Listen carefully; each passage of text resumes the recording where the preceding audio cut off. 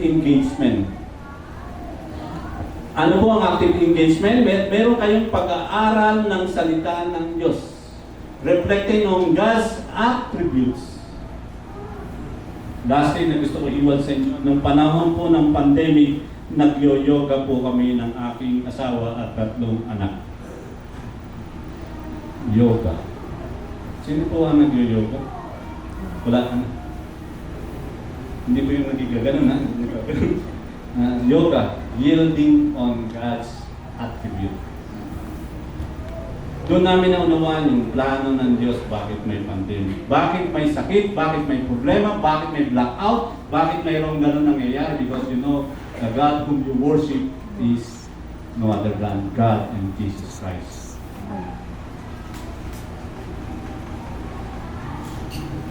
Lastly, mga kapatid, dito ang ano ko sa inyo.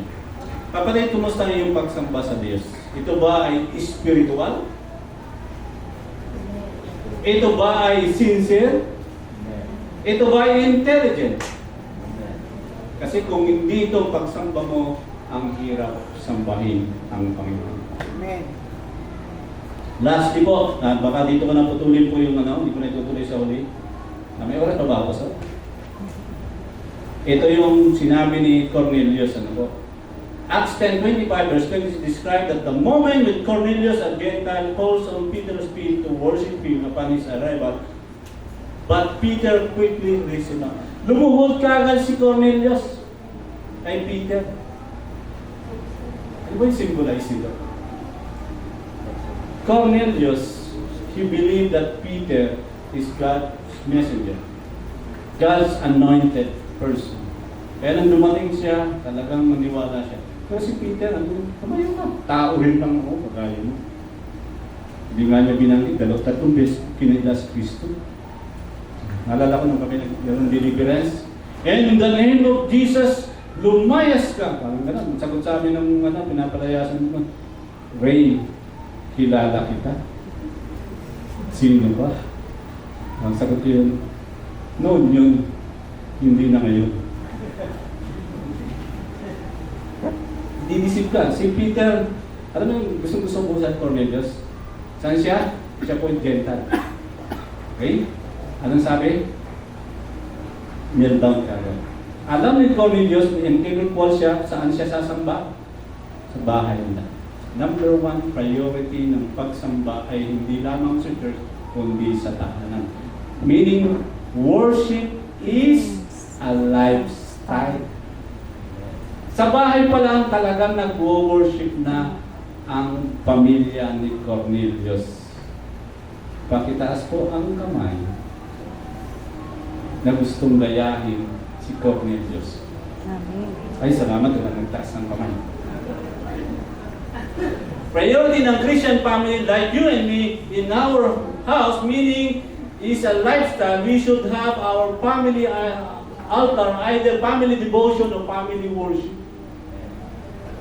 Kaya po sa amin sa March 21 hanggang May 30, every night, meron po kami, huwag naman po kayong magalit.